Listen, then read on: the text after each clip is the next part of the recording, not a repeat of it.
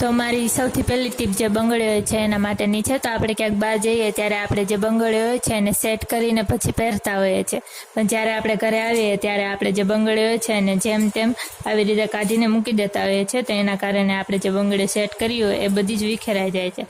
તો આ જે બંગડીઓ છે એ વિખેરાય નહીં એના માટે આપણે શું કરવાનું કે સૌથી પહેલાં બધી જે બંગડીઓ હોય છે એનો આપણે અડધો અડધો ભાગ કરી લેવાનો, અને પછી અડધો ભાગ આપણે લેવાનો, અને પછી આપણે જે મોટી સેફ્ટી પિન હોય એ લેવાની છે. અહીંયા મારી પાસે નાની સેફ્ટી પિન છે એટલે હું તમને સેમ્પલ તરીકે બતાવું છું.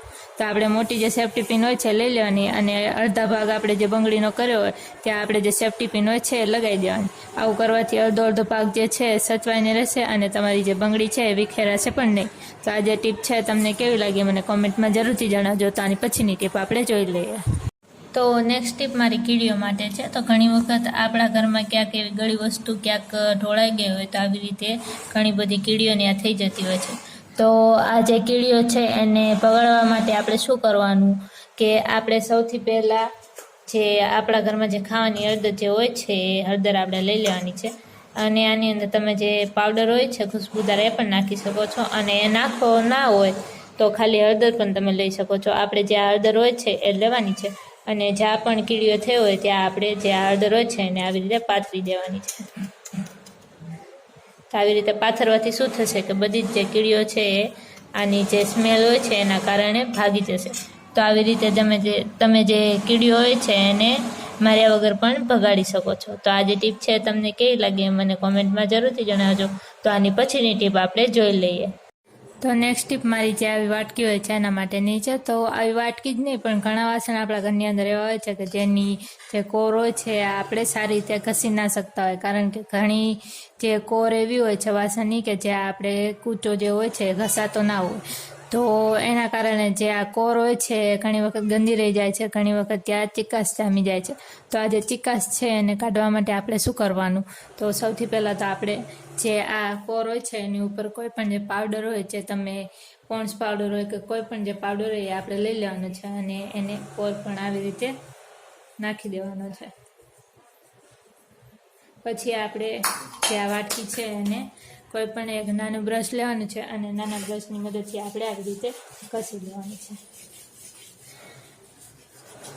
તો આવી રીતે આપણે જે વાટકી હોય અથવા તો કોઈ પણ જે આવું કોરવાળું વાસણ હોય એ આપણે બ્રશની મદદથી અને પાવડરની મદદથી સારું કરી શકીએ છીએ. એની જેટલી પણ કાંઈ ચિકાસ હોય એ આપણે બધી જ ચિકાસ કાઢી શકીએ છીએ.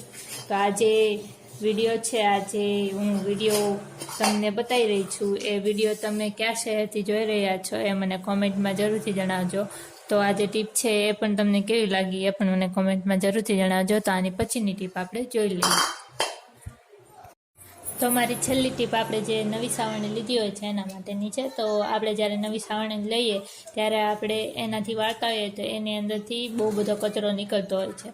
તો આ જે કચરો છે એને એક સાથે કાઢવા માટે આપણે શું કરવાનું છે કે આપણે સૌથી પહેલાં તો જે કોઈ પણ જે પાવડર હોય છે જે આપણે યુઝ કરતા હોય ફેસ પર લગાવવા માટે એ પાવડર આપણે લેવાનું છે, અને એને સારી રીતે આપણે જે આ સાવરણી હોય છે એની ઉપર નાખી દેવાનું છે. પછી આપણે કોઈ પણ જે નકામો દાંત્યો હોય છે દાંત્યો લેવાનો છે, અને આપણે એની મદદથી જે આ સાવરણીનો જે પણ કાંઈ કચરો હોય છે બધો જ કચરો આપણે કાઢી લેવાનો છે. તો આવી રીતે કરવાથી શું થશે કે સાવરણીનો જે પણ કાંઈ કચરો આપણે કાઢવામાં 2 થી 3 દિવસ થતા હોય એની કરતાં આપણે 1 દિવસમાં જે આ બધો જ કચરો છે કાઢી લઈએ છીએ. તો આવી રીતે આપણે જે સાવરણીનો કચરો હોય છે કાઢી શકીએ છીએ. તો આજનો વિડીયો તમને કેવો લાગ્યો અમને કોમેન્ટમાં જરૂરથી જણાવજો, અને પસંદ આવ્યો હોય તો વિડીયોને શેર જરૂરથી કરતા જજો અને લાઈક પણ જરૂરથી કરતા જજો. અને જોતા રહેજો વ્લોગ દીવે ને. તો કાલે પણ હું તમને મળીશ આવા જ વિડીયો સાથે. તો જય શ્રી રામ, જય હનુમાન દાદા બધાને.